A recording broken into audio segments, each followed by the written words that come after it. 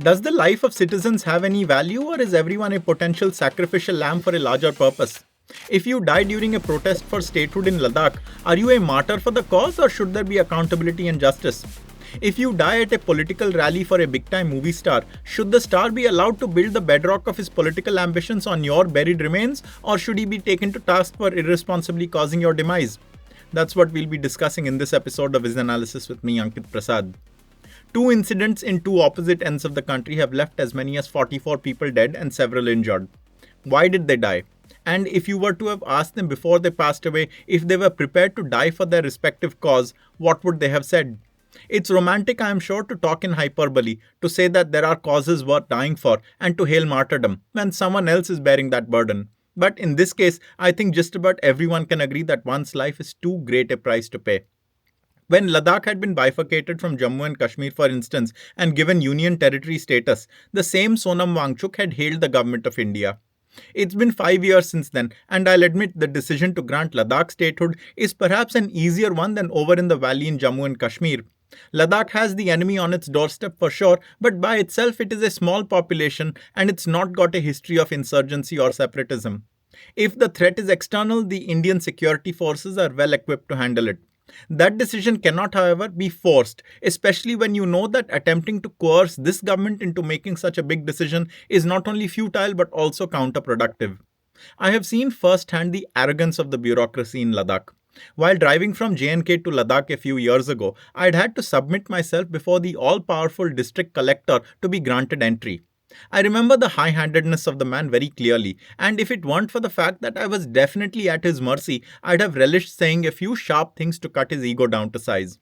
I can imagine that the people of Ladakh have had to put up with these kinds of power-tripping central officials on a daily basis, and it's a real pain.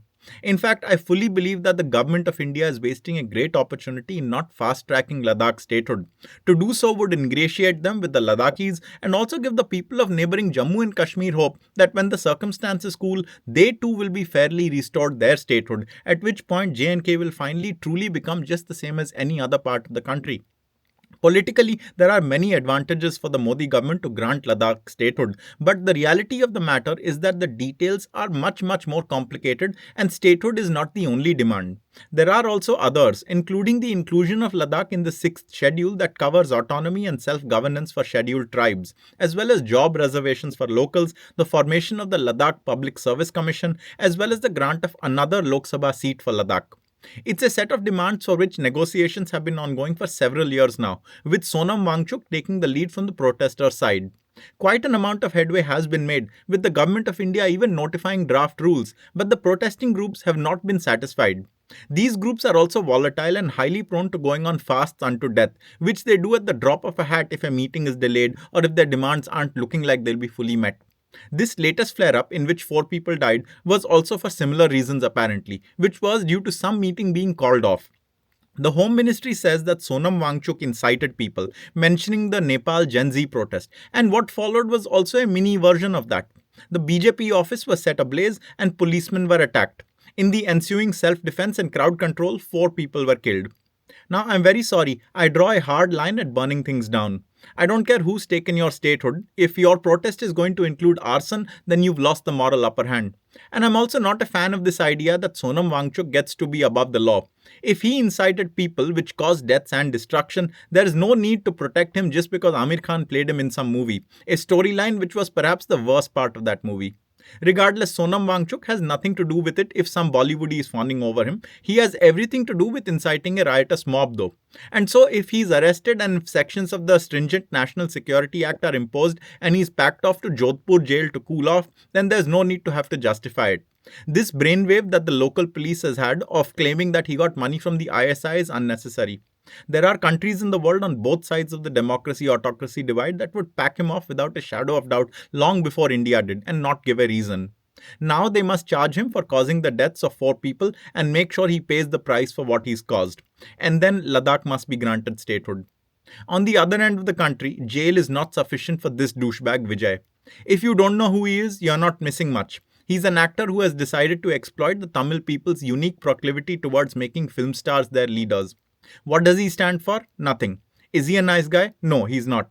Is he one of those big Tamil actors who has a completely toxic fan following? Definitely. What Vijay is, like a lot of Tamil film stars, is an alpha male type figure. He's capable of being the most mild mannered, docile, nice guy one moment and a dynamic, fast talking, charismatic film star the next. He's one of these types, however, who feel like they need to make their entry into politics. Again, he's not floated a party because he wants to bring change. He's entering politics because there is an opportunity to do so. It's the same opportunity that confronts most popular male film stars in those parts of the world. Rajnikant could have done it, but he left it way too late. Kamal Hassan did it and has achieved bugger all so far. Those guys were past it perhaps, but Vijay probably feels he's at the right stage of his popularity to do it.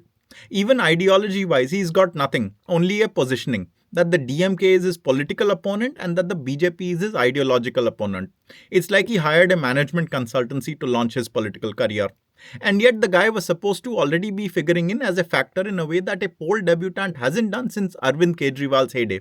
That is until now, until his fatal planning and selfish ambition of making a political entry caused the deaths of 40 people in Karur. As information trickles in about Vijay's own callous role in that day's events, it becomes increasingly clear that this must be the end for him. Apparently, his party, its name is irrelevant, had permission for 10,000 people, but some 25,000 came. Other reports claim that some 2 lakh actually turned up. But most importantly, Vijay himself turned up some 3 to 8 hours late. The window is quite wide.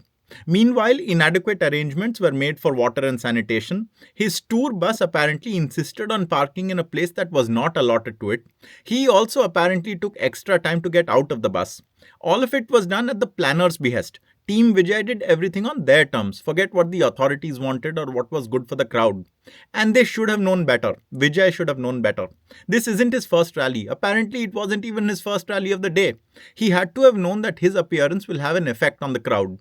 If he's so popular and if he's willingly called people for his rally, it's upon him to ensure that he doesn't cause harm by his actions, particularly that he doesn't cause a stampede, which is something celebrities far smaller than Vijay are more than aware of these days. But 40 people died, including many women, children, newlyweds, and all kinds of tragic stories have emerged now. The only option, which needs to be taken without even thinking of whether it's right or wrong, is to arrest Vijay. I hope it's been done by the time you hear this. Arrest Vijay first, think about the rest later. If it later turns out that he had absolutely no role to play, release him and don't bother about it being a travesty of justice. 40 people are dead at his rally. Justice for them far outweighs the due process for some film star. Instead, we've had a lot of grandstanding. Political parties will send their leaders and ministers there for photo ops. The ruling DMK has already sent several, while now the BJP is sending Nirmala Sitharaman. That's a dead giveaway to send a person who you think can leverage the situation politically. But for whatever it's worth, they are not to blame. Not yet anyway. And we know the DMK has a long track record of sympathizing with killers, but not yet in this case. The responsible party here is Vijay, and he can announce as much ex gratia compensation as he wants. But if there is any justice at all, forget his political ambitions. His life as a free man is over. He and Sonam Wangchuk can perhaps both share a cell in Jodhpur jail and grow old together. But do you agree? Should they be made to pay the price?